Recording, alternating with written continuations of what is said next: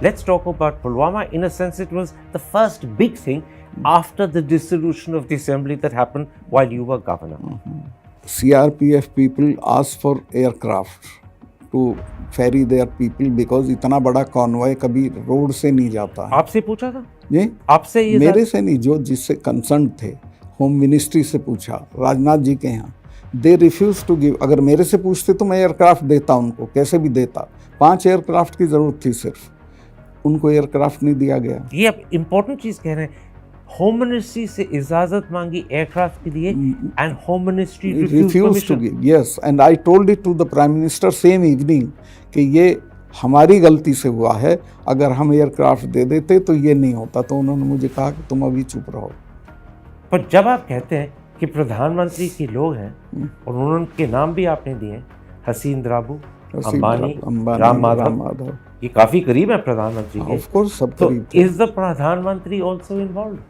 No, he was not involved, but मैं आपको ये बता शक तो लगता है ना, सेफली कह सकता हूँ कि प्रधानमंत्री जी को करप्शन से कोई बहुत नफरत नहीं है। ये आपने बड़े कमाल की चीज कही है। आपने कहा मैं सेफली कह दूं कि प्रधानमंत्री को करप्शन से कोई नफरत नहीं है। आज के बयान के बाद जी, सरकार की आपके लिए नफरत बढ़ेगी, क्योंकि आपने खुला कहा कि मोदी साहब हैज नो नफरत विद करप्शन। हाँ, मैं तो इसको, वो बहुत नाराज होंगे आपसे। कितने ही नाराज हों, जो फैक्ट है वो फैक्ट है। देखिए, नरेंद्र मोदी जी के बारे में मेरी वो ओपिनियन नहीं है जो सारी दुनिया की है। मैं बहुत सारी चीज़ें, जैसे मैं जब भी उनसे मिला, he is very ill informed person, उनको कोई जानकारी नहीं। इल इन्फॉर्म्ड का मतलब हुआ इग्नोरेंट। इग्नोरेंट मीन्स मस्त है अपने में, हेल विद इट, जो हो रहा है मस्त है अपने में, तो हेल विद इट, ये इनका एटीट्यूड है। ऑफ कोर्स 2024 में can Adani become an election issue? Certainly it is and it will remain. अगर ये नहीं अभी इम्प्रूव करेंगे तो अडानी इनको फिनिश कर दें। And Adani can demolish the BJP to the extent के पहचानी भी नहीं जाएगी कि ये सरकार थी क्या, इतना कम नंबर आएगा इनका। आप हैरत करेंगे, मेरा राष्ट्रपति जी से अपॉइंटमेंट था और मैं तब तक गवर्नर था, तो मैं उनसे मिलने जा रहा था। रास्ते में मुझे राष्ट्रपति भवन से फ़ोन आया कि आपका आज का वो कहीं बिजी हो गई है, कैंसिल हो गया। मुझे बताया गया कि इनका तो अपॉइंटमेंट लिस्ट भी पीएमओ में जाती है, वहाँ से क्लियर होती है, उनसे मिलते हैं। ये प्रेसिडेंट मुर्मू की बात कर रहे हैं? या उनकी appointment list gets cleared by the PMO? Yes. She can't meet anyone she wants? Yes. So she's a puppet of the Prime Minister? Of course. But this is disrespect to the highest person in the country.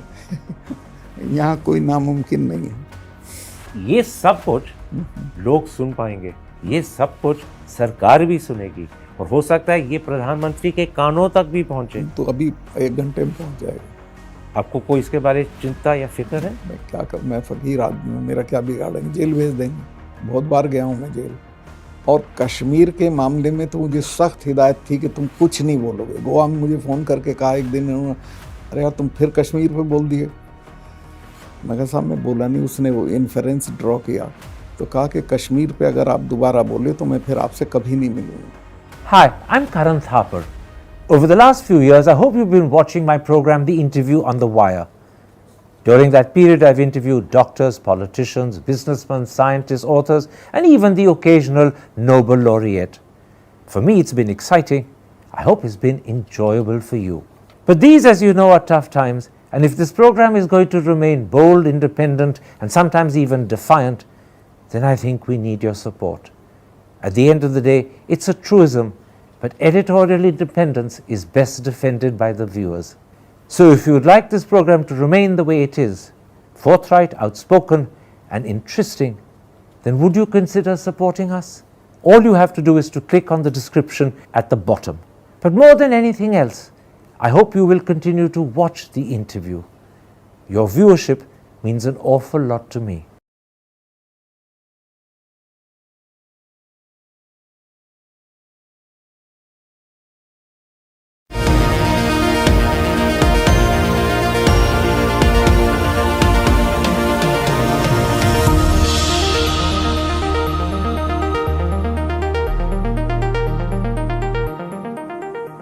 Hello and welcome to a special interview for The Wire.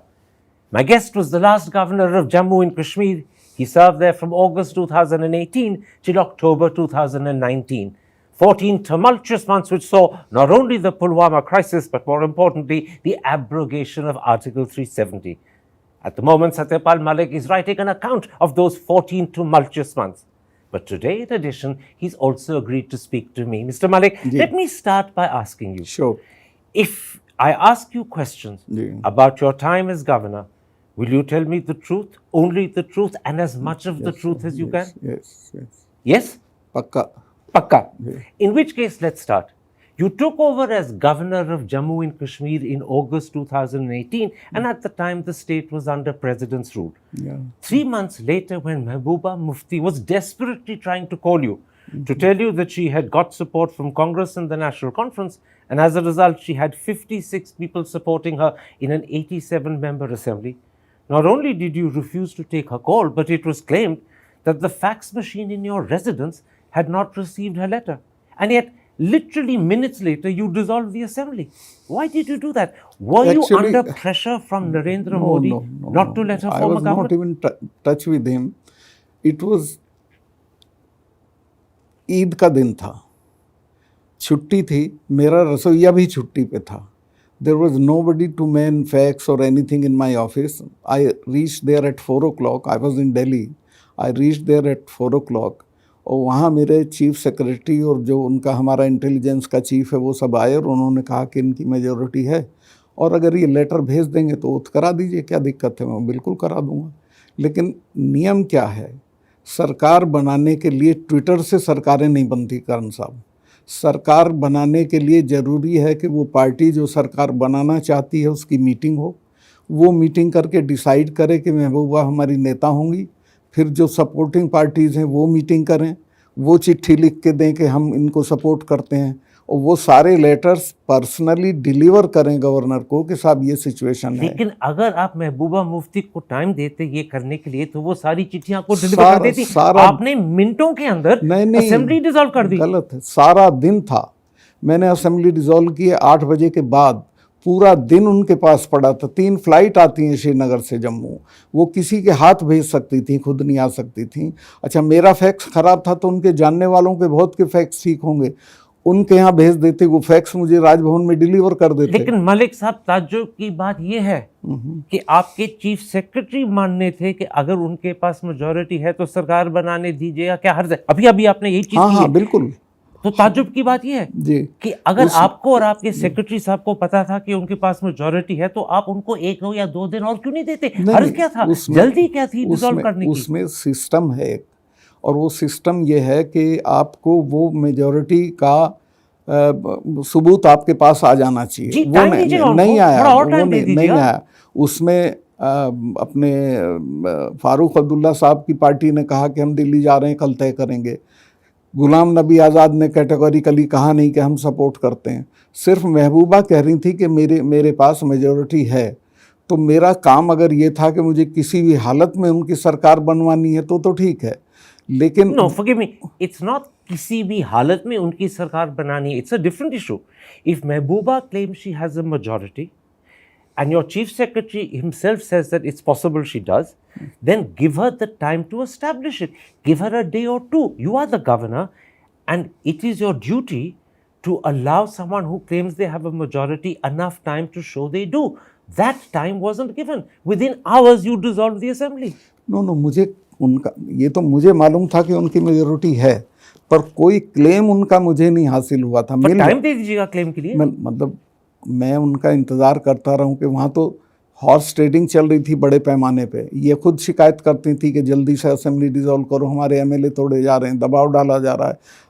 Farooq खुद शिकायत करते थे. आपको पता है उन्होंने क्या tweet किया? मैं उनका ट्वीट आपको पढ़ के सुनाऊंगा. जी बताएं. वो लिखती हैं, in today's age of technology it's very strange that the fax machine at His Excellency the Governor's residence didn't receive our fax but swiftly issued one regarding the assembly dissolution. She's clearly suggesting that the claim that the fax was not received in your residence is a lie.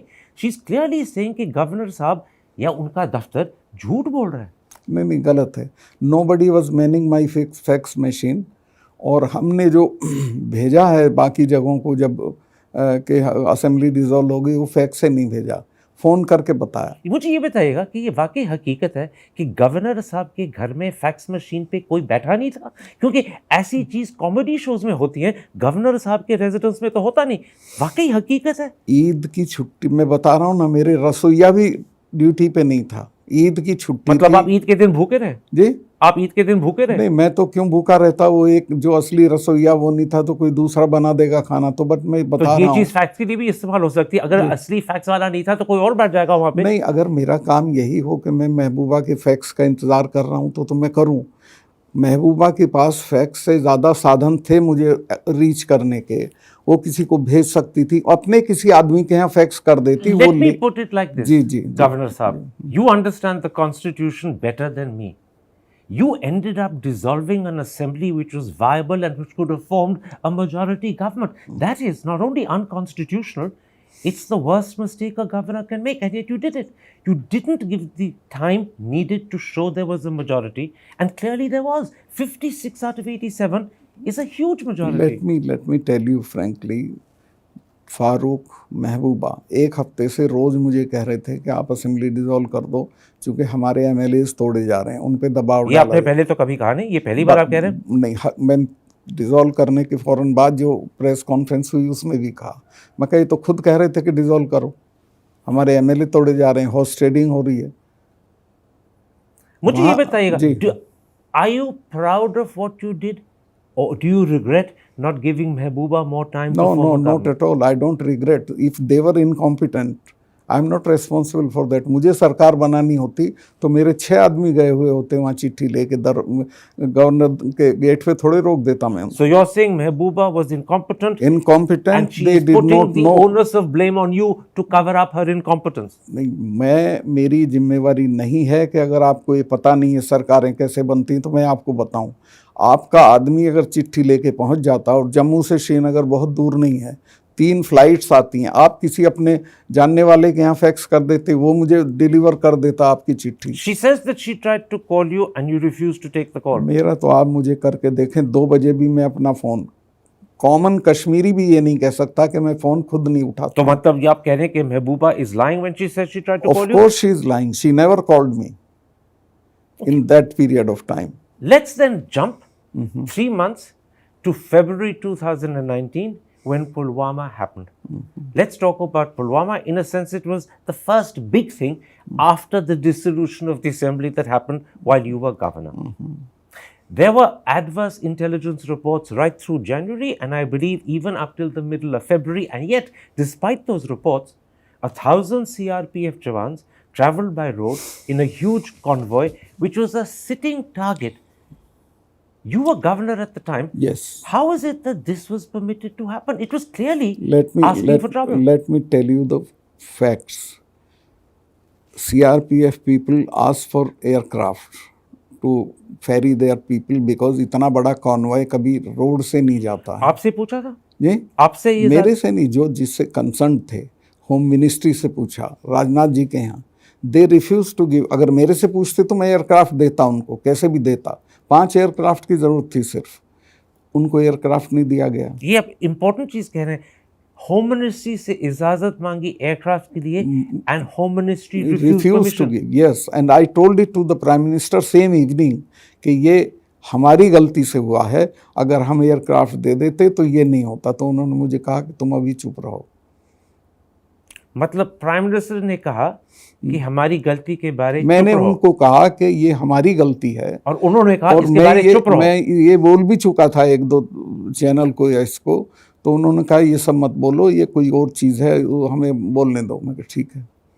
This is again very important. जब आपने प्रधानमंत्री साहब को उसी रात कहा था कि हमारी गलती के कारण हुआ है कि इन्होंने एयरक्राफ्ट मांगे थे, आपकी होम मिनिस्ट्री ने इजाजत नहीं दी, और प्राइम मिनिस्टर कहा इसके बारे में चुप रहो। In other words, don't let people know we made a mistake. Doval ने भी मुझे कहा कि ये मत बोलिए, आप चुप रहिए। किसने कहा आपको? डोभाल ने, अजीत डोभाल। उन्होंने भी कहा? वो मेरे क्लास फेलो रहे हैं तो मेरे से कुछ भी बात कर सकते थे। उन्होंने कहा सतपाल भाई ये मत कहो। So what you're saying? मुझे लग गया था, मैं आपसे शेयर कर सकता हूँ, मुझे लग गया था कि अब ये सारा ओनस पाकिस्तान की तरफ जाना है, तो चुप रहिए। मतलब ये एक तरह की सरकार की चालू पॉलिसी थी कि blame Pakistan Exactly. and we will get credit Yes. and it will help our election. Exactly. But you've said two very important things. Ji, The Prime Minister knew because you had told him ये हमारी गलती के कारण हुआ है. मुझे बिल्कुल याद है, he was in national Corbett park, अपना शूटिंग करा रहे थे, वहाँ फ़ोन नहीं होता है, वहाँ से बाहर निकल के ढाबे से उन्होंने मुझे फ़ोन किया, सतपाल क्या हुआ? मैं कहा साहब ऐसे ऐसा हुआ, मैं तो बहुत दुखी हूँ, ये सिर्फ हमारी गलती से हुआ, अगर हम एयरक्राफ्ट दे देते तो ये नहीं होता। तो उन्होंने कहा कि इस पर चुप रहिए आप। और दोवल साहब ने भी कहा चुप रहिए. हाँ, चुप रहिए। In an interview to a YouTube channel, जी, you said that the route was not properly sanitized, security was not of proper. Course it was not. पूरे रूट में 8-10 लिंक रोड मिलती हैं, in specifically in that area. एक भी जगह जहाँ वो मिलती है वहाँ that should be manned by some Gypsy और something, so that nobody can enter that route. Nothing was done. जो भी लिंक रोड थे वो unmanned. Unmanned all of them, कितने ऑलमोस्ट लिंक रोड थे आपको पता है? अराउंड 8-10। 8-9 लिंक रोड जी, वो unmanned. Unmanned. This is a huge security lapse. This also I told them, because this was our lapse. Because हम तो लूप में थे नहीं, CRPF was doing on their own. In your YouTube interview, आपने कहा यहाँ पे इनकॉम्पिटेंस थी, यहाँ पे लापरवाही थी. ये किसकी इनकॉम्पिटेंस, किसकी लापरवाही? ये होम मिनिस्ट्री की थी और उनके जो CRPF के लोग हैं उनकी, दोनों की. दोनों की। CRPF and Home Ministry. Home ministry. And Home Ministry came under Rajnath Singh. अब whosoever was there, I don't know. He was Rajnath Singh. And that means the buck stops with Rajnath Singh, who was Home Minister. Of course, He carries the blame. if I was a home minister, I would have carried the blame. If you were Home Minister after this, would you have resigned? Pardon? If you were Home Minister after this, would you have resigned? वो तो सबका अलग अलग लेकिन आप अपना value बताइए। system। मैं तो छोड़ देता। छोड़ देते. After Pulwama happened, It was a great, great tragedy in the life of nation.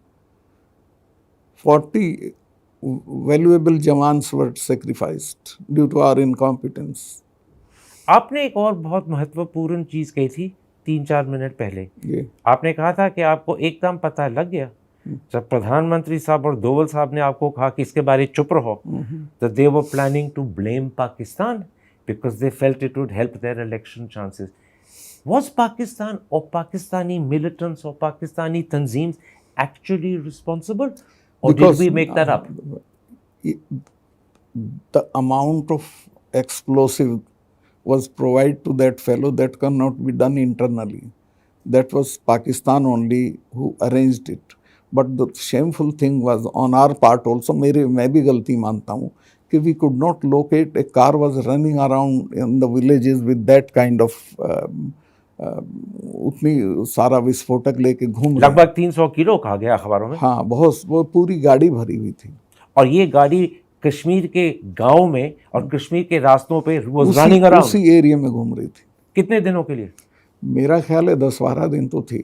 10-12 दिन के लिए जी। a car loaded with 300 kilos Yes, of yes, RDX yes. was traveling around the villages and roads of Kashmir and no one knew. No one knew, no one intercepted. Well, this is a terrible intelligence failure as well. 100%. 100%. So we have a security lapse, which Yes. is that convoy, the roads not being manned, and then an intelligence lapse as well. Yes. So the incompetence is the incompetence of the Indian system. Yes, yes. आप हाँ कह रहे हैं. हाँ हाँ, मैं भी जिम्मेवार हूँ उसके लिए, because I was the head of the state at that point of time. The whole Indian system failed, Everybody failed in that case. from the Home Minister down. Everybody. There were reports in the papers a few weeks or months afterwards that a senior police officer called Devinder Singh had some sort of conspiratorial role to play. You have said that you knew him personally. Who is Devinder Singh and what was his role? Devinder Singh was a police officer who generally met me on airport when I landed there. Whenever I landed, he was there. He was very pleasant, very nice, and never knew that he has got some connection somewhere. But he did have a role to play? In this, he did not have any role to play. So those stories that he had a role to play in what happened at Pulwama. No. He was not that sort of anti-national person. So those stories about Devinder Singh are wrong. Are wrong.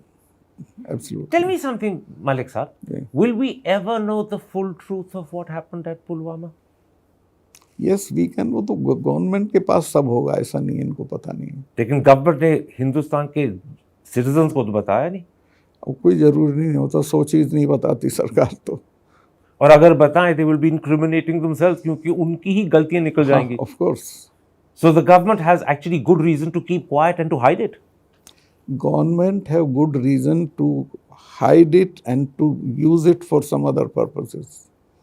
And you The tragedy was used for something else. ये अपने पहले भी कहा, फिर दोहरा रहे. फिर दोहरा रहा हूँ. It is my conviction that instead of going to the root cause of the matter, we shifted the blame somewhere else. You're saying Mr. Modi deliberately, consciously used Pulwama for election benefit.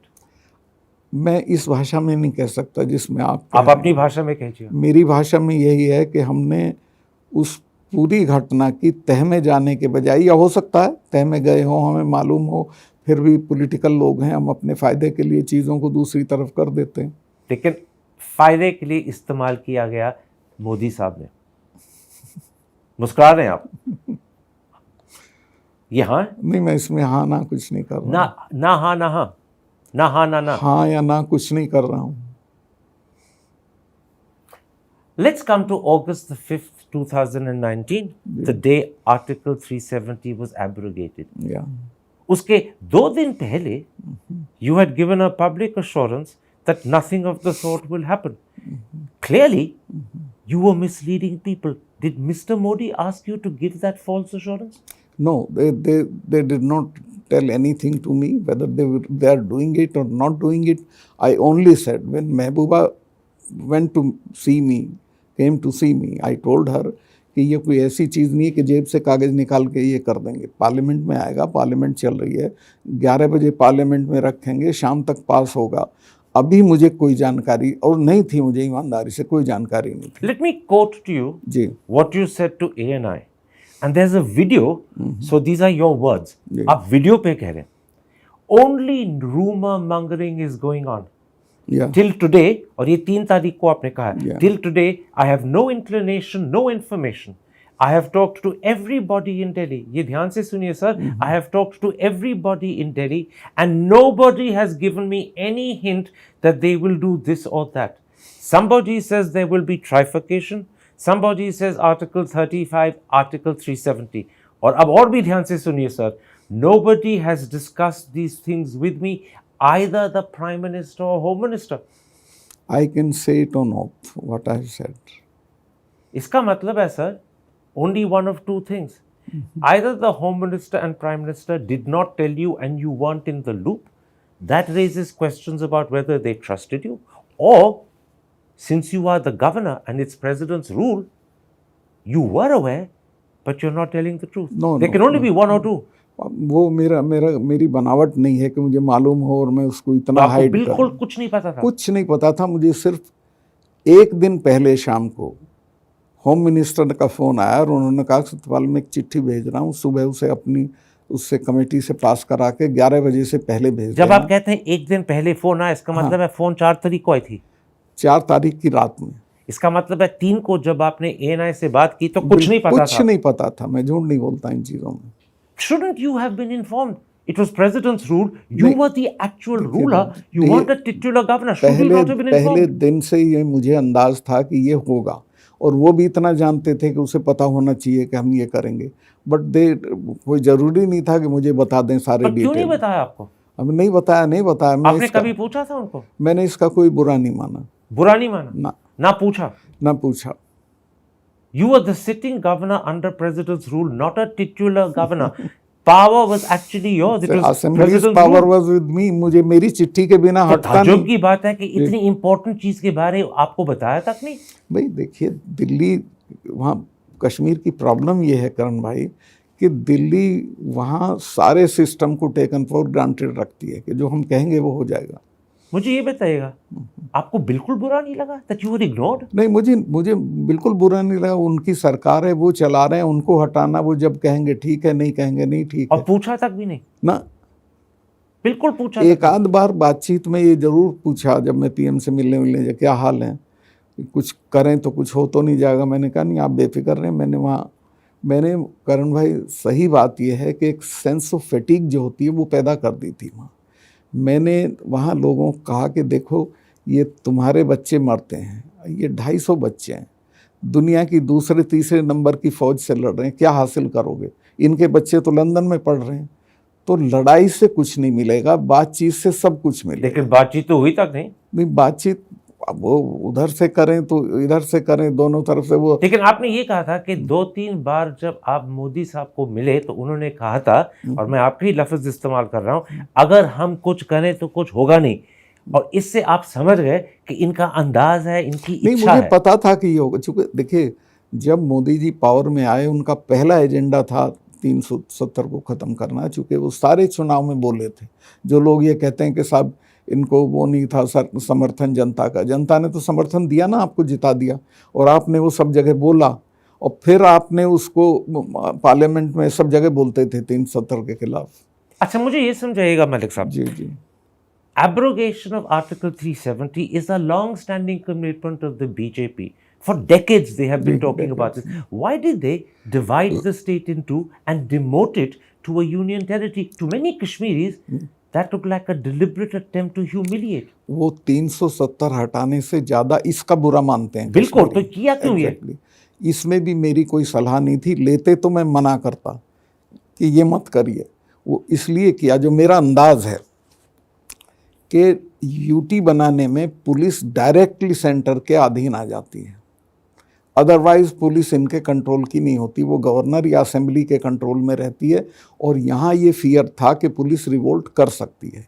ये बात मुझसे chief secretary ने भी कहा कि मलिक साहब, जब मैंने उसे बताया शाम को कि सुबह चिट्ठी भेजनी है ये, तो उसने कहा कि 1000 आदमी मारना पड़ेगा। मैं कहा क्यों? कहने लगे ये तो थानों में घुस जाएंगे, हथियार छीन लेंगे, पुलिस रिवोल्ट कर देगी, और मैं तो यहीं आ रहा हूँ राजभवन में। कहा तुम बेफिक्र रहो, मैंने जो 6 महीने काम किया, मैं आश्वस्त हूँ, कुत्ता भी नहीं भौंकने का, चिड़िया भी नहीं भौंकने। लेकिन ये मुझे बताइएगा, अगर आपको पूछा जाता तो आप कहते do not demote it to union territory? Yes, 100%। So this was a mistake? Mistake नहीं, दैट वाज देयर, उनका कंसर्न था। But you think it was a mistake? जरूरी नहीं था। वो जिस चीज से उन्होंने डर के किया कि पुलिस रिवोल्ट कर दे, वो होता नहीं। उन्होंने बहुत काम किया था पुलिस के लिए, बहुत सपोर्ट थी हमको। So they took an unnecessary step out of a fear that was unrealistic. Exactly.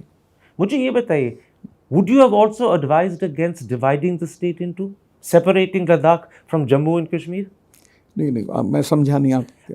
Would you, अगर आपसे पूछा जाता, मैं have also said कि स्टेट को डिवाइड ना नहीं, कीजिए? मैं बिल्कुल कहता कि ये मत करिए, इससे ज़्यादा सेंटीमेंट हर्ट होगा।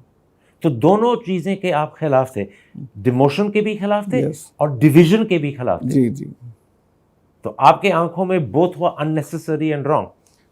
बिल्कुल गैर जरूरी था। डिवीज़न के तो मैं थोड़ा पक्ष में था, चूँकि मैं बहुत जाता था लद्दाख, और वो लोग बहुत ही अपने को ह्यूमिलिएटेड फील करते थे। श्रीनगर में आते थे, उनसे ब्यूरोक्रेसी का सही बिहेवियर नहीं होता था, तो उनके लिहाज से उतना डिवीज़न तो ठीक था। लेकिन इसको जो आप अभी कह रहे थे, डिमोशन, यूटी करना, ये गलत था। लेकिन मेरे लिए क्लियर करिए साहब, यूटी के बारे तो आप बड़े जोर से कह रहे हैं, यूटी करना गलत था, बिल्कुल गलत था। Changing the state to union territory was the smack. Ladakh के बारे आप दो चीजें कह रहे हैं, पहले आप कह रहे थे डिवीजन गलत था, फिर आप कह रहे थे कि लद्दाख में डिवीजन की सेंटिमेंट थी। So what's your final position? My final position is कि यस, लद्दाख को कश्मीर से अलग होना चाहिए था, चाहे यूटी के रूप में होता लद्दाख या कैसे भी, चूंकि वो लोग बहुत फ्रस्ट्रेटेड थे। So on division you were agreement with the government? या it's only on UT that you on disagree? UT I disagree. ना आपके बारे ये भी कहा है, हो सकता है आरोप है, हो सकता है हकीकत है, मगर आपसे मैं पूछूंगा कि after abrogation of article 370 you unleashed a rain of terror on journalists in Kashmir. Anuradha Bhasin, who is the executive editor of Kashmir Times, has written an article in the New York Times on the 8th of March, which is just 5 weeks ago. और मैं थोड़ा आपको पढ़ के सुनाना चाहता हूँ कि उन्होंने अंग्रेजी में क्या लिखा है. This is what she's written. Journalists were routinely summoned by the police, interrogated and threatened with charges such as income tax violations or terrorism or separatism. Several prominent journalists were detained. At least 20 were placed on no-fly lists to prevent them from leaving the country. Why was this done? मुझे एक भी journalist ने, कोई अगर कसम खा के कह दे कि मैंने शिकायत की हो, इस तरह की कोई घटना मेरे निगाह में नहीं आई.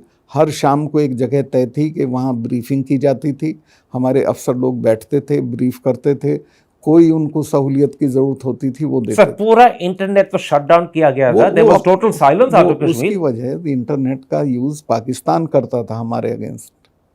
इंटरनेट हम मतलब पाकिस्तान की सहूलियत के लिए इंटरनेट को चालू रखें. पीछे आपने कश्मीर को हिंदुस्तान से कट ऑफ कर दिया.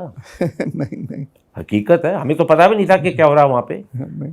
पर ये बताइएगा, वे खुला कह रही हैं, journalist were routinely summoned by the police, interrogated and threatened with charges of income tax violations or terrorism or separatism. ये सब बकवास है. इस तरह की कोई घटना नहीं. पुलिस के एक अफसर को मैं जानता हूँ, इतने बढ़िया सब. अनुराधा भसीन गलत लिख रही हैं, गलत कह रही हैं. न्यूयॉर्क टाइम्स में छपा गया और वो कहीं भी छपे. और उन्होंने मुझे इंटरव्यू भी दी था, मुझे जानती, उन्होंने स्वीकार किया कि बिल्कुल ये हुआ है. मुझे जानती थी, मुझे फोन करके वो कह सकती थी कि भाई ये हो रहा है. मैं तो 2:30 बजे रात भी फोन उठा रहा था. मैं सारे कश्मीर को नेवर मैंने अपना नंबर सबको दे रखा था. सिर्फ एक लेडी को मैंने एंटरटेन नहीं किया फोन पे, that was Barkha Dutt, for other reasons. But जो भी मुझे फोन करता था मैं खुद उठाता था, 2:30 बजे रात भी. उनके बारे में बताइएगा. She is a very prominent journalist. उनको आपने क्यों नहीं एंटरटेन किया? अब कोई रीजंस थे local. She was near to somebody who is very deep in Kashmir politics. तो मैं थोड़ा फिक्र कर रहा था कोई गलती ना हो जाए. So out of fear that she may get close to someone who's deep in politics, you wouldn't take the phone from her. She wanted to come and meet me. I avoided that. I want to come to something else that you spoke about in that YouTube interview you gave. Because I think it is very important. You spoke about how Reliance Insurance wanted to open an insurance scheme in Kashmir. You said that Ram Madhav came to see you to get you to clear it. You said कि वो आपके घर आए थे 7 बजे सुबह.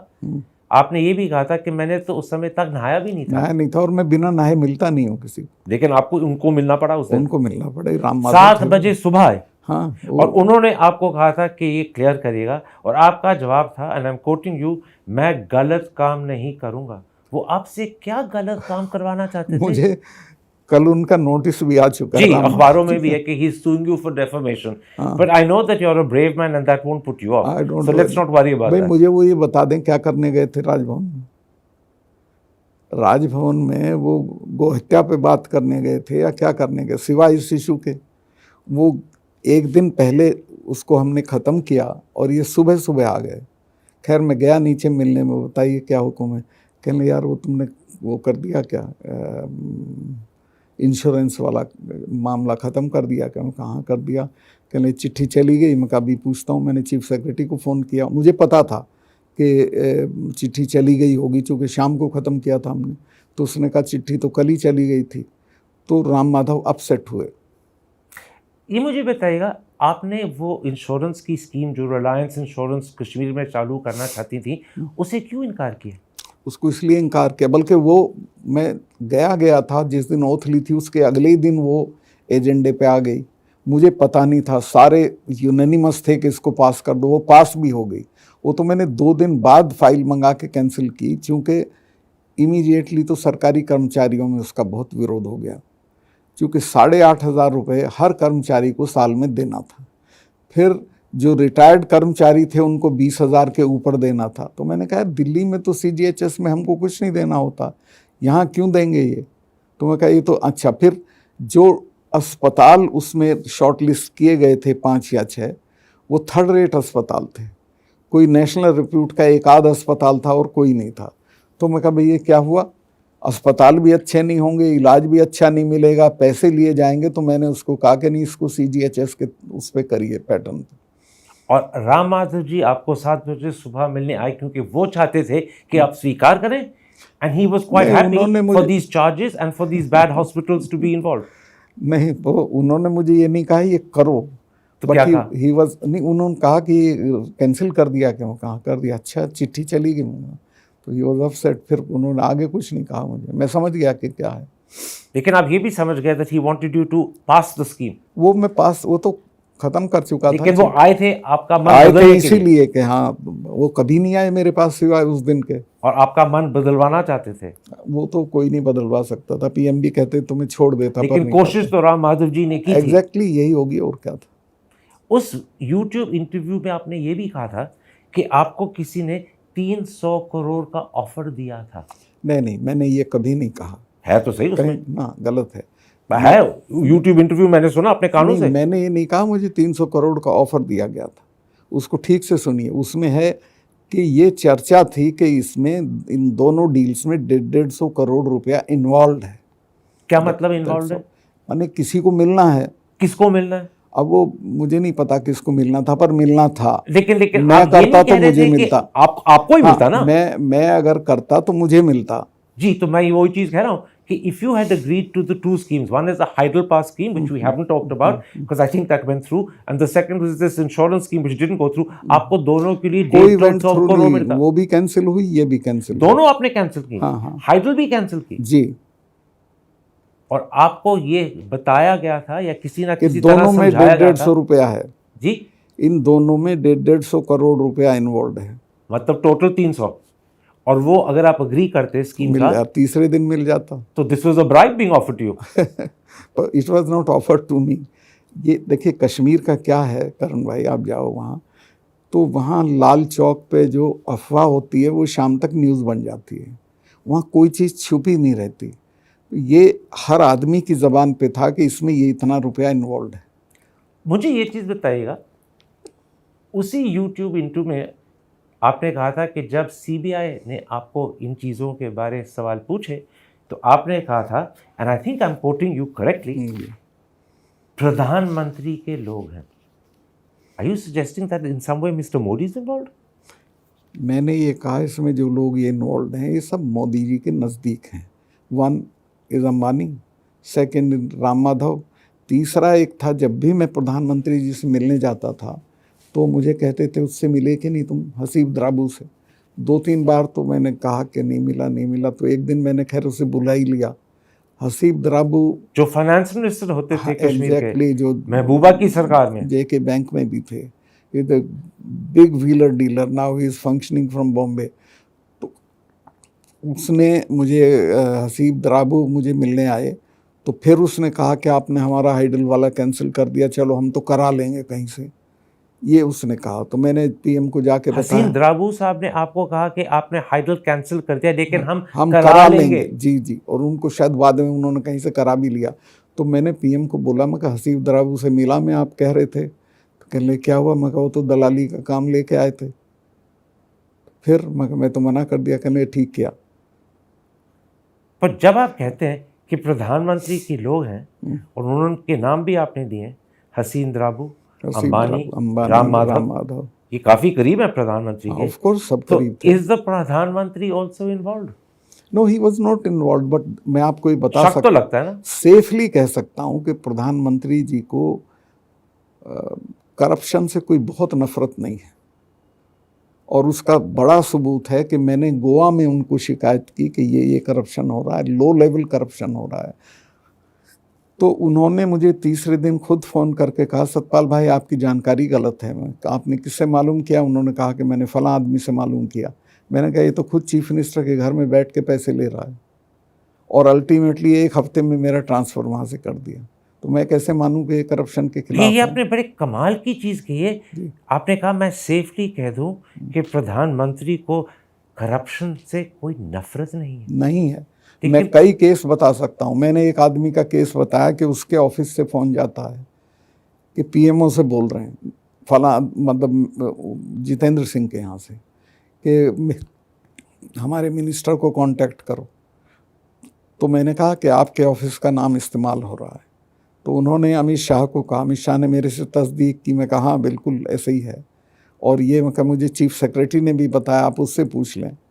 लेकिन जितेंद्र सिंह तो वही हैं जहाँ थे, तो मैं कैसे मान लूँ करप्शन से लेकिन ये दिक्कत है सच इनको। में हैरानगी की चीज है कि जी। प्राइम मिनिस्टर को करप्शन से कोई नफरत नहीं है, क्योंकि प्राइम मिनिस्टर साहब हर दिन करप्शन के मामले पे कांग्रेस पे आरोप लगा रहे हैं और पार्टियों पे आरोप लगा रहे हैं। हर रैली पे वो कसम खा के कह रहे हैं कि मैं करप्शन को बंद कर दूंगा, मैंने करप्शन को बंद कर दिया। नहीं, और आप कह रहे हैं कि उनकी आंखों के नीचे करप्शन चल रही है। एक केस तो बता दें मुझे जहां बंद किया हो। मैं तो 2 केस बता रहा हूं जिनमें मैंने कंप्लेंट की, और दोनों 100% करेक्ट।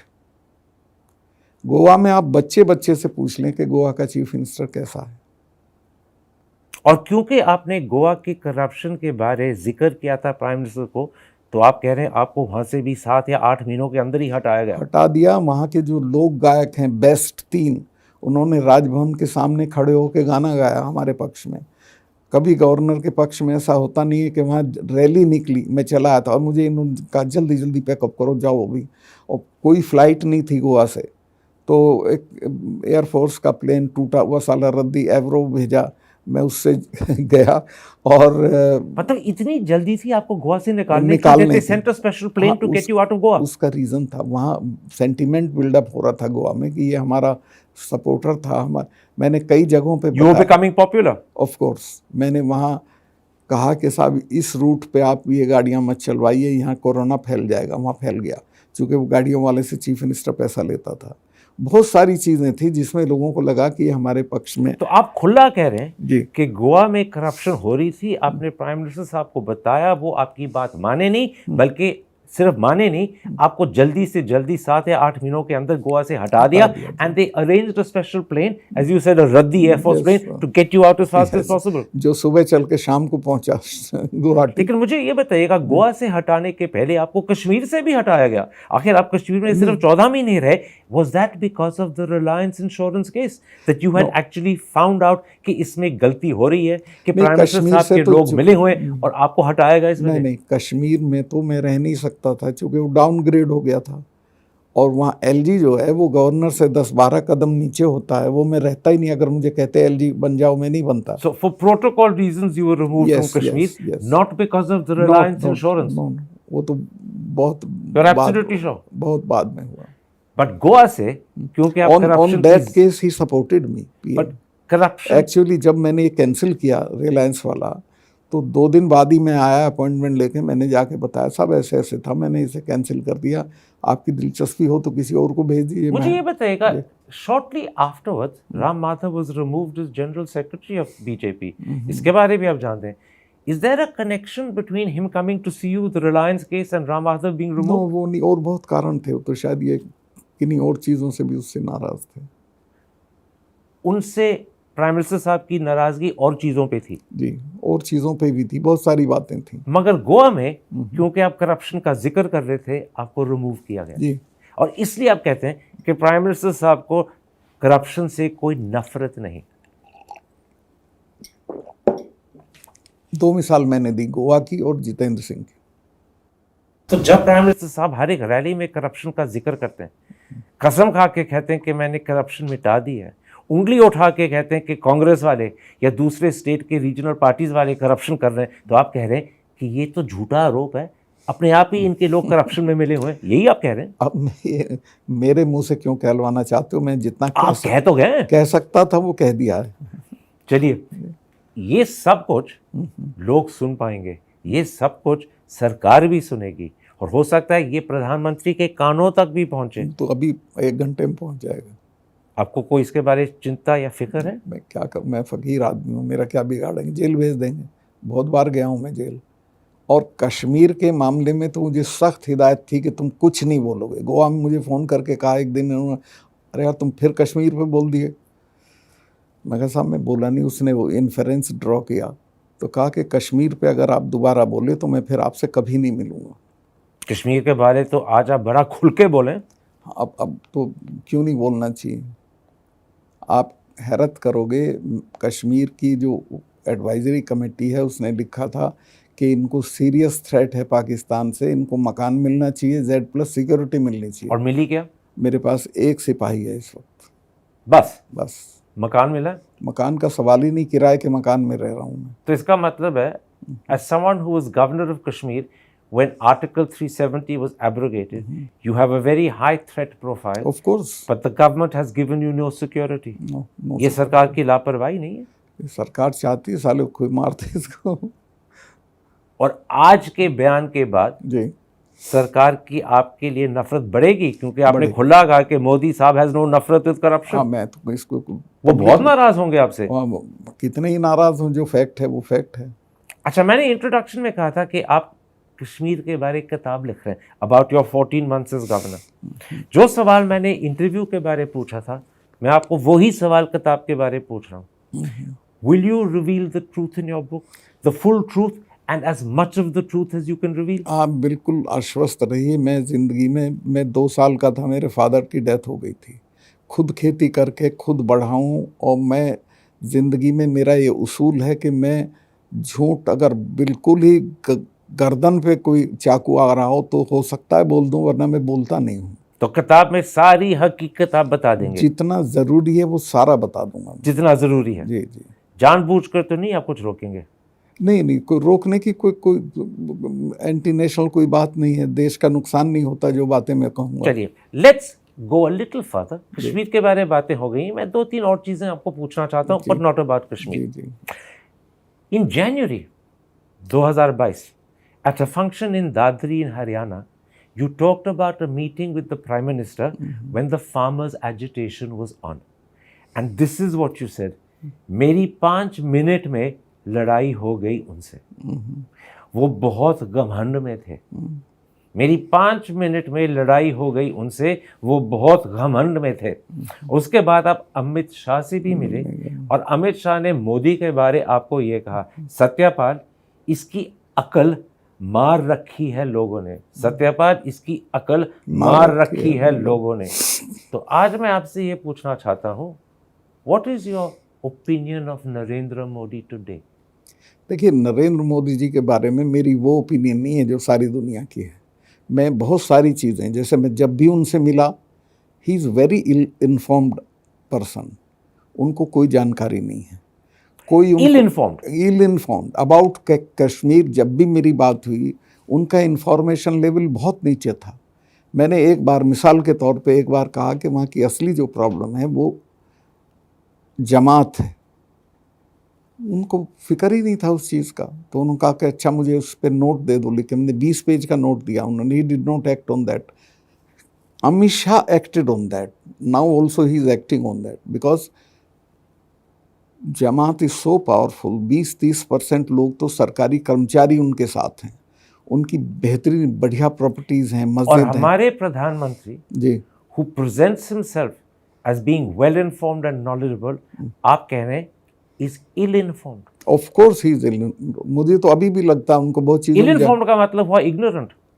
इग्नोरेंट मीन्स मस्त है अपने में, हेल विद इट जो हो रहा है। मस्त हैं अपने में, तो हेल विद इट, ये इनका एटीट्यूड है। Of course. और बताइए, कश्मीर का मैं बताता हूँ, इनको कश्मीर की किसी रियल प्रॉब्लम का पता नहीं था। कश्मीर का इन्हें ये भी पता नहीं था कि हुर्रियत कैसे ऑपरेट हो सकती है। मैं आपको बताता हूँ, मैंने जाते ही वहाँ एक इंटरव्यू दिया जो इंडियन एक्सप्रेस में छपा था। मैंने कहा कश्मीर की प्रॉब्लम सारी कश्मीरियों ने पैदा नहीं की, 50% दिल्ली ने पैदा की है। तो हुर्रियत के चीफ ने बयान दिया, पब्लिक स्टेटमेंट दिया कि गवर्नर 50 सैकड़ा सही बोले। तो मैंने कहा 50 सैकड़ा तुम सही बोल दो। तो खैर, लेकिन आप बड़ी ताज्जुब की चीज़ कह रहे हैं जी कि कश्मीर के बारे he is ignorant, ill informed, he doesn't know anything, and you must have found this out in 2018 when you became governor. Yeah. By that time, Modi साहब had been prime minister for 4 years. Yes. 4 साल prime minister होने के बावजूद कश्मीर के बारे ignorant रहे। 100% ignore, मतलब इल informed. चलिए, ये तो पहला बयान आपका हुआ, और मुझे बताइएगा बात तो प्राइम मिनिस्टर, ये तो मेरे कान खुल जा रहे हैं और ऑडियंस भी हैरान होगी। और बताइए। और मैं ये बताता हूँ, मुफ्ती सईद के एक बहुत अच्छे कुलीग थे, डिप्टी चीफ मिनिस्टर थे, मुजफ्फर बेग। वो एक दिन मुझे मिलने आ रहे थे, तो थोड़ा लेट हो गए। मैंने पूछा साहब कहाँ लेट हो गए? कहने लगे मैं जिलानी ने बुला लिया था। तो वो क्या कह रहे हैं? उन्होंने पूछा कहाँ जा रहे हो? मैंने बताया गवर्नर साहब से मिलने जा रहा हूँ। तो उसने कहा ये तो गजब का गवर्नर है, इससे तो डील हो सकती है। कहने कैसे? गिलानी साहब ने कहा गिलानी ने आपके कहा, बारे? जी, आज वो जिंदा नहीं है बेचारे, जी जी जी, पर Muzaffar Baig and he was जिंदा the most pro Pakistan of the Hurriyat leaders. He said कि इसलिए कि वो जब बात करता तो दिल निकाल के हथेली पे रख लेता, तिकड़म की कोई बात नहीं करता है। तो पॉइंट क्या बना रहे हैं आप? मैं ये बना रहा हूँ कि अगर कश्मीर में हम ईमानदारी के साथ काम करें, चूँकि वहाँ हमने इलेक्शन कभी फेयर नहीं कराए, हमने इलेक्शंस के रिज़ल्ट बदले। एक बार तो हमने बख्शी के ज़माने में तो सारे पर्चे कैंसिल कर दिए। तो ये जो हमारी तिकड़में हैं, इनसे हमारे बारे में यकीन पैदा नहीं होता है। और आप ये भी कह रहे हैं कि इफ़ गिलानी साहब, who is the most pro Pakistan of Hurriyat, had faith in you personally, Yes. then you could have been used to create some sort of negotiation and solution. Trust me, 2-3 times I gave impression here that it can be solved. ये आपने प्रधानमंत्री साहब को कहा था? Yes, but they were not interested in that. और मैं आपको बता रहा हूँ, मैंने वहाँ एक फुटबॉल टीम थी, उसको वो किया सपोर्ट। 1 करोड़ मैंने दिया, 1 करोड़ मैंने जेके बैंक से दिलवाया। वो पहले झटके में 3 देश की 3 बड़ी टीमों में आ गई। तो उसका एक मैच होता है, उस मैच में 20,000 लड़के आ गए देखने के लिए। तो यासीन मलिक ने हुर्रियत की मीटिंग बुलवाई इमरजेंसी, और कहा, जिलानी से कहा कि साहब ये लड़के तो वहाँ चले गए सब। तो जिलानी ने कहा कि भाई बांधे हुए नहीं गए, अपनी मर्जी से गए, चुप रहो। 10 साल से इन्होंने सिनेमा नहीं देखा है, तो ये खेल भी नहीं देखेंगे। और मैं गवर्नर साहब से एग्री करता हूँ। मैंने वहाँ एक ये कहा कि भैया तो इनको बॉल दे दो, और नहीं तो ये पत्थर उठाएंगे। तो हर गांव में मैंने खेल का मैदान आइडेंटिफाई करा के दे दिया लड़कों को। मुझे ये बताइए sir, a prime minister who is ignorant about Kashmir, ill informed about Kashmir, ये आपके लफ्ज हैं, brought about the biggest change in Kashmir that has ever happened. But he did it in ignorance. He did it poorly informed. He didn't know the situation. वो तो उनका agenda था, अपना agenda लागू कर रहे थे। But ये एजेंडा जरूरी था? Was it a mistake? ये भी मुझे बताइए। वो उनके लिए नहीं, जरूरी आप क्या था। समझते हैं? क्योंकि कश्मीर को आपकी काफी अच्छी समझ है कश्मीर की। मैं तो नहीं करता इस काम को। आप 370 को नहीं, 370 तो हटाता मैं, लेकिन डाउनग्रेड नहीं करता स्टेट को। और अभी भी मैं कह रहा हूँ कि अभी भी कश्मीरियों को सबसे ज़्यादा हद डाउनग्रेड होने की है। What about the way Kashmir has been handled since 2019? उसके बारे में बताइएगा। Has there been more mistakes made by the government in Delhi? नहीं, वहाँ तो कुछ होता नहीं था। गवर्नर तो अपना गोल्फ खेलते थे, आनंद करते थे, कोई इनिशिएटिव दिल्ली का नहीं होता था। एक बार जब वहाँ बाढ़ आई थी, तब मोदी जी ने इनिशिएटिव लिया था। 2014 की बात है। हाँ, गए थे, तो इनके लिए लेकिन बड़ी। अब मैं 2019 की बात कर रहा हूँ। उसके बाद इनका शायद Should they be holding elections? Should they be restoring statehood? Are those important? अब स्टेटहुड का प्रॉमिस तो किया अमित शाह साहब ने हाउस में, लेकिन मुझे नहीं लगता पीएम जल्दी से करेंगे। और वो गलती है? करना चाहिए? एकदम करना चाहिए। एकदम करना चाहिए? एकदम करना चाहिए। इलेक्शन के पहले? इलेक्शन के पहले ही कर देना चाहिए। क्यों नहीं करना चाहिए? अगर आपको लोगों में फेथ पैदा करना है तो किसका इलेक्शन करा रहे हो? म्यूनिसिपैलिटी का कराओ, स्टेट का कराओ, असेंबली हो। तो आपकी राय है कि they should immediately restore statehood? Certainly, or that is your promise. And they should also then move to hold elections as quickly as possible. Of course. So the delay is another mistake. In both of these, the delay is a mistake. Mistake क्या, वो उनका अपना agenda है, पर ये मेरा सोचना है, ये अलग हो सकता है। I want to talk to you about 3-4 more things about the Prime Minister. Ji ji. Let's first talk about the fact that his ministers, his chief ministers, are constantly taunting Muslims. मुसलमानों को बाबर की औलाद बुलाया जाता है। योगी जी जब उनकी जिक्र करते हैं तो अब्बा जान अब्बा जान अब्बा जान कहते हैं। हमारे अमित शाह साहब एक ज़माने में तो उनको दीमक बुलाते थे, टर्माइट्स बुलाते थे, और हमेशा साहब कहते हैं गो टू पाकिस्तान। बल्कि हकीकत यह है सर कि प्राइम मिनिस्टर साहब भी कभी कभी ऐसा लफ्ज़, ऐसी जवान इस्तेमाल करते हैं। उन्होंने ही कहा था कपड़े से पहचान सकते हो, उन्होंने ही कहा था कब्रिस्तान और शमशान घाट। क्या Is it proper for the Prime Minister? Of course not. देखिए, इस देश को अगर सरवाइव करना है तो ये बिल्कुल गलत सोच है कि मुसलमानों को माइनस करके सरवाइव करेंगे। उनका इतना बड़ा नंबर है एंड अच्छी कम्युनिटी है, उसका कंट्रीब्यूशन है इस कंट्री में, उसका विश्वास जीत के चलाना चाहिए। आपने ये बात कभी प्रधानमंत्री साहब को कही है डायरेक्टली? भाई मेरा तो, मैं चूँकि लोहियाइट था, शुरू से कन्विक्शन है, लेकिन मैं सर फोड़ता थोड़े फिरूंगा उनसे। आप बताओ, अभी देखिएगा आपके इंटरव्यू का जो फॉल आउट होगा, कल तक पता चलेगा क्या कहलवाएंगे मुझको कहीं से। So this treatment of Muslims is a mistake. It's a wrong thing for any government to alienate such a vast majority of people. आप उन्हें थ्रो नहीं कर सकते, बाहर नहीं फेंक सकते, तो उनके साथ रहना है तो मोहब्बत के साथ रहो। Let's come to a second thing. Ji. The Prime Minister's handling of the BBC documentary. He forced social media to take it down. 3 weeks later, there were tax raids on BBC offices in Delhi and Bombay. And now, as you and I are speaking, the Enforcement Directorate is investigating the BBC for alleged FEMA violations. Is this the right way for the Prime Minister of a democracy? नहीं, उनके लिए ठीक है, मेरी निगाह में ये गलत है, गैर जरूरी था। वो तो ज़्यादा लोगों ने देखी, और इस तरह की पाबंदी कभी नहीं लगानी चाहिए। और बीबीसी बहुत रेस्पेक्टेड ऑर्गेनाइजेशन है। और आपको मैं अभी भी बताऊं, गांव में लोग बीबीसी सुनते हैं और उसी पे यकीन करते हैं रेडियो में, अभी भी। हाँ, कहते हैं बीबीसी पे आया साहब। और दूसरी चीज, प्रधानमंत्री जी बड़े गर्व से कहते हैं India is the biggest democracy in the world. आजकल तो वो कहने लग गए India is the mother of democracy. Greece के बारे तो भूल गए, we are the mother of democracy. Should the prime minister of the mother of democracy treat the media in this way?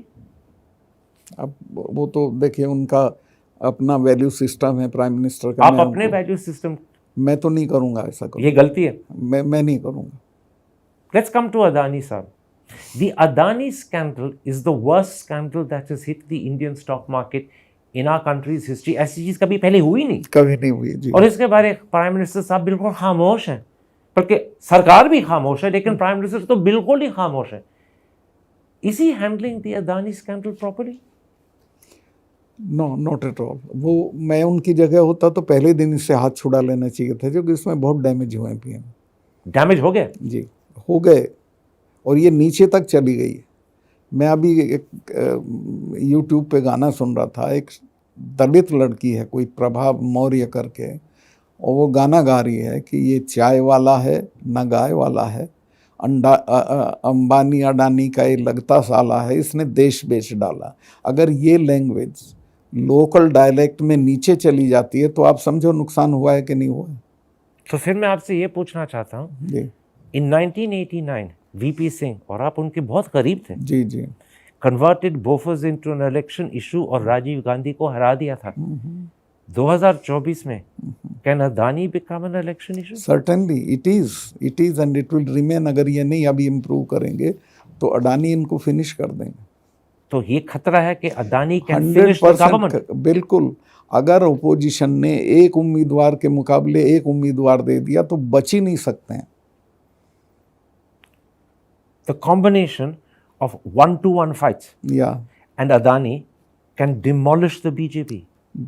To the extent कि पहचानी भी नहीं जाएगी कि ये सरकार थी क्या, इतना कम नंबर आएगा इनका। So असल में खामोशी से प्राइम मिनिस्टर साहब खतरे के साथ खेल रहे हैं। ऑफ कोर्स, पता नहीं उनको कोई सलाह देता है कि नहीं मैं दे रहा हूँ, खतरा उठा रहा हूँ, ये कि उससे मेहरबानी करके अदानी से हाथ छुड़ा लीजिए। वो तो उनके बहुत करीब हैं। मुझे एक दिन के लिए बुला लें, मैं बता दूंगा ये चीज़ें कर लें। ये जो आरोप राहुल गांधी कोशिश कर रहे हैं लगाने का कि 20,000 करोड़ जो उसका तो जवाब नहीं दे पा रहे हैं। आपका क्या ख्याल है? Do people believe this is Modi साहब मनी? मैं इसमें मत मुझसे बुलवाइए। लोगों में बहुत बुरी बुरी बातें चली गई। तो इसका मतलब है लोग इसको मानने लग गए। लोग ये मानने लगे कि अडानी के फाइनेंशियल इन्वॉल्वमेंट में इनकी दिलचस्पी है। इसका मतलब है कि अगर दिलचस्पी है तो फायदा भी होगा नेचुरली, और अगर फायदा होगा तो हो सकता है पैसा भी उनका हो। बिल्कुल, तीनों चीजें मान गए आप।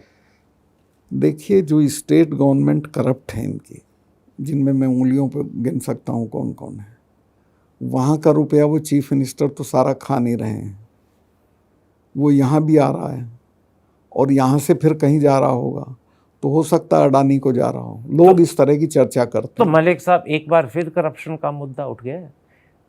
गोवा की जिक्र हो रही थी तब उठा, जी आपने कहा कि इस प्रधानमंत्री को करप्शन से कोई नफरत नहीं। जी, अब अदानी के मामले में लग रहा है कि इनको फायदा है। इनको एक मिनट नहीं भाई, आप देखें पार्लियामेंट में ये एक सवाल का जवाब दे पाए अदानी पे? ये तो कर रहे थे एक अकेला, भाई इससे काम नहीं चलता, बताओ तो क्या बात है। He could not utter a single word in his defence. वो आपसे ये सुन के बहुत नाराज होंगे, याद रखिएगा। हाँ, मुझे तो क्या कर सकते हैं, मरवा मुझे नहीं सकते, टप्स मेरे पे ज़्यादा हैं, कम्युनिटी मेरी बहुत बड़ी है, छेड़ नहीं सकते, इनकी दुर्गति हो जाएगी। और मेरी कम्युनिटी में किसानों के इशू पे बोलने के बाद मुझसे इतनी हमदर्दी है कि जिस दिन मुझे छेड़ेंगे इनको पता चल जाएगा, ये लोग पब्लिक मीटिंग नहीं कर पाएंगे कहीं। अच्छा, वैसे मेरे पे कुछ है नहीं, मैं फ़कीर आदमी, किराए के मकान में रहता हूँ, प्रॉपर्टी मैंने बनाई नहीं है। So you have no fear? Of course, मेरे तो बाप दादा की ज़मीनें भी बेच ली पॉलिटिक्स में आके मैंने। मैं आपको एक और शख्स के बारे में पूछना चाहता हूँ, फिर I will and the interview, Rahul Gandhi के बारे। राहुल गांधी पार्लियामेंट में बोलना चाहते थे क्योंकि वो पार्लियामेंट्री डेमोक्रेसी में कभी इतना गलत काम नहीं हुआ जैसा उसे ना बोलने दे के हुआ। स्पीकर ने शेमफुल बहुत गलत काम किया, मैं स्पीकर के खिलाफ नहीं बोलना चाहता हूँ, लेकिन वो गलत था, उसको ज़रूर बोलने देना चाहिए था। और जब पार्लियामेंट मिले तो उसकी सफाई वहाँ दिलवानी चाहिए, उसका राइट था इनहेरेंट। ये स्पीकर साहब का डिसीजन था या स्पीकर साहब को ये डिसीजन दिया गया था किसी और ने? किसी का डिसीजन होता है क्या? आप हैरत करेंगे, मेरा राष्ट्रपति जी से अपॉइंटमेंट था और मैं तब तक गवर्नर था, तो मैं उनसे मिलने जा रहा था। रास्ते में मुझे राष्ट्रपति भवन से फ़ोन आया कि आपका आज का वो कहीं बिजी हो गई है, कैंसिल हो गया है। राष्ट्रपति भवन में हमारे यहाँ के भी लड़के वड़के रहते हैं। मुझे बताया गया कि इनका तो अपॉइंटमेंट लिस्ट भी पीएमओ में जाती है, वहाँ से क्लियर होती है, उनसे मिलते हैं। ये प्रेसिडेंट मुर्मू की बात कर रहे हैं? या उनकी appointment list gets cleared by the PMO? Yes. She can't meet anyone she wants. Yes. So she's a puppet of the Prime Minister. Of course. But this is disrespect to the highest person in the country. यहाँ कोई नामुमकिन नहीं है। राहुल गांधी के disqualification के बारे में मुझे बताइएगा। कन्विक्शन हुई, 24 घंटों के अंदर उनको डिस्क्वालीफाई किया गया। तो लगता है क्यों किया गया। लेकिन 2016 में जब नरन भाई खछाड़िया, एक बीजेपी एमपी, उसका तो कन्विक्ट हुए, कुछ नहीं हुआ, कोई इमीडिएट डिस्क्वालिफिकेशन नहीं थी, उनको 16 दिन दिए गए to get a stay. Rahul Gandhi they have become very uncomfortable about Rahul Gandhi. और राहुल गांधी बड़ी रेलेवेंट चीजें बोल रहे हैं, ऑफ लेट में सुन रहा हूं जो अडानी, उन्होंने सही चीज पकड़ी है। ये सरकार राहुल गांधी से डरती है? डरती नहीं, मतलब उसके घबराती है, जवाब तो दे नहीं सकती है, कंफर्टेबल नहीं है उसके साथ। और आप ये भी कह रहे हैं कि प्रधानमंत्री साहब राहुल गांधी के सवालों का जवाब नहीं दे पा रहे? लेकिन कहाँ दिया, दोनों हाउस में, दोनों स्पीच मैंने सुनी उनकी। You have your finger on the pulse of the country. How does the country view Rahul Gandhi today? Country का तो मुझे नहीं पता, पर लोग तो अब उसको यात्रा के बाद उसका वो कद ऊंचा हुआ है, लोग उसे पसंद करने लगे। देखिए करण भाई, यहाँ 10 नेताओं के नाम ले सकता हूँ मैं, जो मेरठ के हैं, मेरठ जाएंगे तो हेलीकॉप्टर से जाएंगे।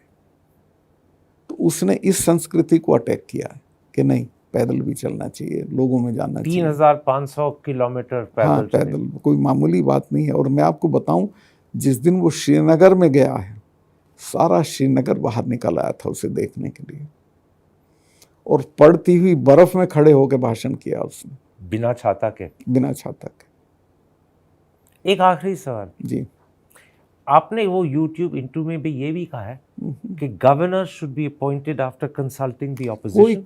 कोई उसका सिस्टम होना चाहिए, ऐसे ही नहीं कि किसी को उठा के बना दिया। और आपने ये भी कहा था या सजेस्ट किया था that governor should be chosen in a way that is similar to how the Supreme Court wants Yes. election commissioners chosen. Yes, yes. मतलब प्राइम मिनिस्टर का डिसीजन ना हो अकेले, कोलिजियम का हो. एग्जैक्टली. क्योंकि बहुत थर्ड क्लास किस्म के लोग गवर्नर बन रहे हैं. थर्ड क्लास किस्म के लोग गवर्नर बन रहे हैं. मैं आपको बताऊं कितना डिटीरियरेशन जो हमारे सिस्टम्स में हो रहा है. पिछले 2 साल में सेंट्रल यूनिवर्सिटी के जो वाइस चांसलर चुने गए हैं, उनमें एक भी ऐसा नहीं है जो बिना संघ के कनेक्शन के चुना गया हो.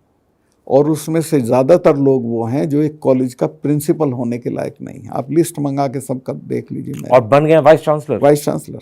मेरे यहाँ भी आए थे कश्मीर, मेरे पास भी आए. मैंने पीएम को भी बताया, मगर साहब ये रोज़ आ जाते हैं कि वीसी बनाओ इसको उसमें. कह लें कुछ नहीं, 20-21 हो तो देख लेना, बाकी ये ही सपोर्टेड मी ऑन दिट. मैं तारीफ़ करूँगा पीएम की. करप्शन पे भी मुझे उन्होंने सपोर्ट किया शुरू में. वो गोवा में उनका चेंज हो गया, आई डोंट नो व्हाई. लेकिन आपने एक और भी चीज कही कि करप्शन के मामले में प्रधानमंत्री साहब को कोई नफरत नहीं ना, वो जो होनी और चाहिए उनके आसपास के लोग कर रहे हैं. उनको पता भी है, उनके पीएमओ से जितेंद्र सिंह जी का नाम लेके फोने आ रही हैं, उनको ये भी पता है, लेकिन किया कुछ नहीं हुआ. मैंने बताया उनको, मेरे से तस्दीक की अमित शाह साहब ने. अच्छा, वो जो दादरी वाला आपने कोट किया जी, वो मैंने एक तो अमित शाह वाला बिल्कुल गलत कहा. अमित शाह ने मेरे से कुछ नहीं कहा था कि इनकी अकल मार रही है या कुछ. ये सही था कि मैंने ये कहा था, जब मैं इनसे मिला तो 5 मिनट में हमारा एक तरह से झगड़ा हो गया था और मुझे लगा कि वो बहुत एरोगेंस में है. सर ये जो आपको मैंने कोट किया था जी, कि अमित शाह सेड, हाँ, ये मोदी साहब के बारे में वापस सत्यापाल, इसकी अकल मार रखी है. इसको मैं वापस लेता हूँ. उन्होंने कभी ऐसा नहीं कहा. मतलब आपने गलत कहा है, मैंने गलत कहा. ये आपकी गलती थी. जी जी. चलिए, बट अगर 2-3 आपने कही है प्राइम मिनिस्टर के बारे, before I and I just want you to confirm it. He is ill informed and ignorant about Kashmir. Yes. He does not know the situation. You stand by that. या इनके जो you won't withdraw it. No, I will never withdraw it because. And the second thing you said जी. कि prime minister साहब को corruption के बारे कोई नफरत नहीं, उनके आंखों के सामने हो रही है, उनके लोग कर रहे हैं, उनके पीएमओ के नाम इस्तेमाल किए जा रहे हैं, लेकिन उनको पता भी है कुछ कर रहे हैं. You stand by that. चूंकि मैंने कहा है, मैंने बताया, मैं I stand by that. I will always stand by that. He will be furious with you. तो मैं एक बात बताऊँ, आप हमारे यहाँ गांव में कहते हैं कि रांड से परे क्या गाली. भाई, घर मुझे नहीं दिया, सिक्योरिटी मेरी विड्रॉ कर ली, बाय इम्प्लीकेशन ये कि साले कोई मार दे, मार मुझे कोई सकता नहीं है, तो मुझे कोई फिक्र नहीं है. छीन क्या सकते हैं मेरे से. सत्यपाल मलिक साहब, जी. I thank you for this interview. Ji. I think it will create a few earthquakes. नहीं, I only hope and pray that you are safe and you stay safe. नहीं, वो तो आपकी कृपा है तो मैं सेफ हूँ. Thank you, sir. और मुझे ज़िंदगी में अब कुछ ज़्यादा नहीं करना है. मैं इतना कर चुका हूँ. ये 2 चीज़ 370 और किसानों वाला. किसानों में मैंने अभी भी 10 पब्लिक मीटिंग करता हूँ मैं महीने में. लेकिन जो आपने मोदी साहब के बारे कहा जी. वो बहुत महत्वपूर्ण है. लोग याद रखेंगे, जी. मोदी साहब नाराज होंगे, सरकार आपके साथ नाराज होगी, हो सकता है कुछ आप पे एक्शन लिया जाए, मुझे नहीं पता, but you stand by it. Yes, I you are not withdrawing it. I will never withdraw. जो मुझे विड्रॉ करना था वो मैंने कर लिया अमित शाह के मामले में. बट और कुछ नहीं विथड्रॉ करेंगे और आप. कुछ नहीं करूँगा. Thank you very much Indeed. मैं मेहरबानी, शुक्रिया. Hi, I'm Karan Thapar. Over the last few years, I hope you've been watching my program, The Interview on the Wire. During that period, I've interviewed doctors, politicians, businessmen, scientists, authors, and even the occasional Nobel laureate. For me, it's been exciting. I hope it's been enjoyable for you. But these, as you know, are tough times, and if this program is going to remain bold, independent, and sometimes even defiant, then I think we need your support. At the end of the day, it's a truism, but editorial independence is best defended by the viewers.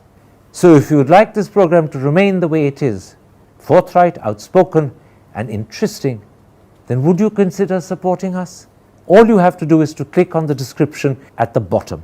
But more than anything else, I hope you will continue to watch the interview. Your viewership means an awful lot to me.